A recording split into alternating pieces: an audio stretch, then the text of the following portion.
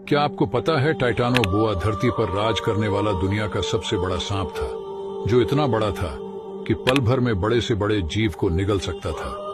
यह सांप आज से 60 मिलियन साल पहले अमेज़न रेन फॉरेस्ट में पाया जाता था, लेकिन कुछ वैज्ञानिकों का दावा है कि टाइटानोबोआ आज भी अमेज़न के जंगलों में हो सकता है। टाइटानोबोआ 50 फीट लंबा और 4 फीट चौड़ा था और इसका वजन 1500 किलो के आसपास था।